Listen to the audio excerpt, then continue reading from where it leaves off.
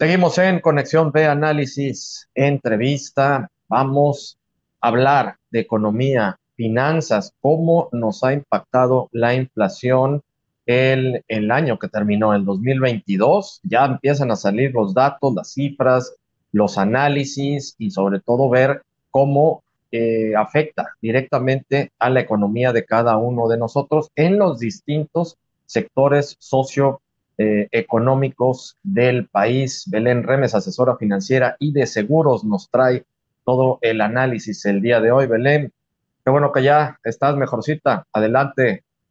Sí, pues ya estoy aquí con todos ustedes, Jorge. Me da mucho gusto saludarlos. Y pues sí, como bien lo decías, recientemente el INCO, que es el Instituto Mexicano para la Competitividad, publicó los resultados de su estudio ¿Cómo afecta la inflación a los hogares 2022?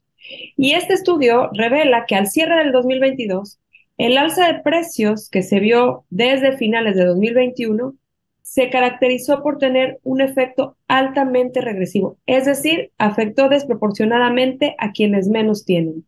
Y es que al cierre del 2022 la inflación tuvo un impacto mayor sobre el poder adquisitivo de los hogares con menos ingresos. Y desafortunadamente, la disparidad entre el impacto sobre los hogares de altos y bajos recursos, pues creció, ¿no? A lo largo del año. Hablando en términos de números, la inflación al cierre del 2022 cerró en 7,82, ¿sí? Eh, pero fíjate que de este 7,82, de acuerdo al estudio que hizo el INCO, eh, las familias con un ingreso corriente de unos 3,300 pesos mensuales, imagínate, o sea, las familias que ganan el mínimo, a ellas la inflación las impactó en un 9,70%. En cambio, a las familias con mayores ingresos promedio, alrededor de 54,000 pesos, la inflación les afectó solo, digo, no solo porque obviamente fue mucha la inflación, 7,72%. Esto hace una brecha de casi un 2% entre ricos y pobres. Y pues, ¿a qué se debe? Se debe en su mayoría a que las personas eh, que viven en hogares con menos ingresos destinan una fracción mayor de su gasto a la compra de alimentos, que ha sido precisamente en el que hubo mayor inflación. Belén, y ahí es donde creo que entra, porque lo traía yo en mente y no quiero que se me vaya a escapar pues no es el comentario, sobre todo la pregunta, ¿cierto? Ahí es donde entra la famosa inflación subyacente, si no estoy mal. Es decir, estos datos que nos da 7 punto y fracción cierra, es la globalizada, pero en Exacto. cada uno de los sectores la inflación se disparó en un 20, 25, incluso hasta en un 30%, y sobre todo en el sector agroalimentario, que es donde más nos golpea, ¿no? Esa es la inflación subyacente, ¿no? Exacto. Aquí estamos hablando de la inflación generalizada, ¿no? Y el promedio generalizado impactó 9,7%, pero tú sabes que no fue así.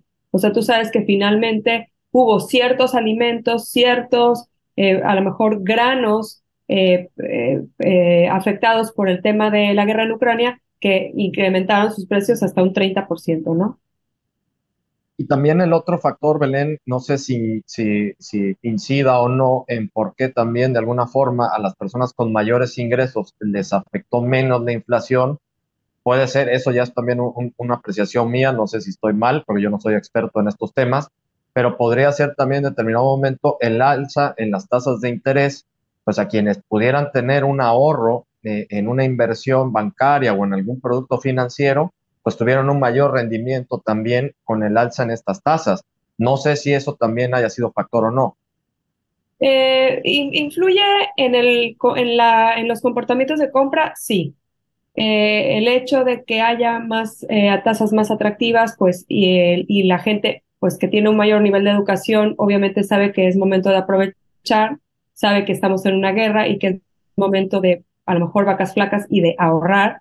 Y entonces eso, pues, también reduce un poco la incidencia de compra, ¿no? O la intención de compra. Sí, claro, y sobre todo, Belén, que puedas también tener de alguna forma mayor poder adquisitivo.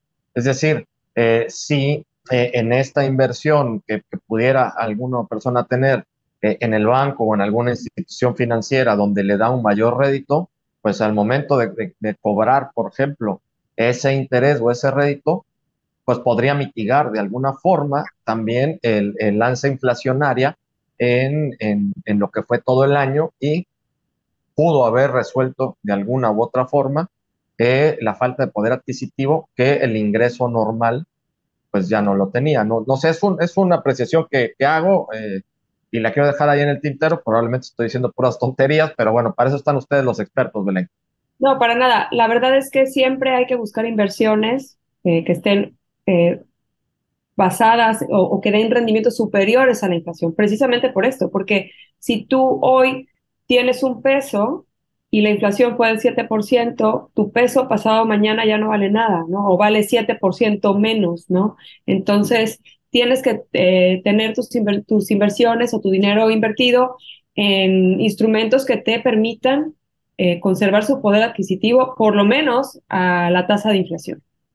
Claro, sí, exacto. Me empiezas de la línea de flote para arriba, si no, estás perdiendo dinero. Y para eso los expertos como ustedes, Belén, ¿dónde te localizan? En mis redes sociales, en las principales, Facebook, Instagram, LinkedIn, ahí estoy como Belén Remes. Muy bien, Belén, pues muchas gracias por el análisis. Vamos a estar contigo la próxima semana ya que estés al super 100% recuperada. Muchísimas gracias, Jorge. Un saludo. Igualmente, muchas gracias a Belén Remes, asesora financiera y de seguros, el día de hoy hablando de economía y finanzas. Vámonos al corte, regresamos.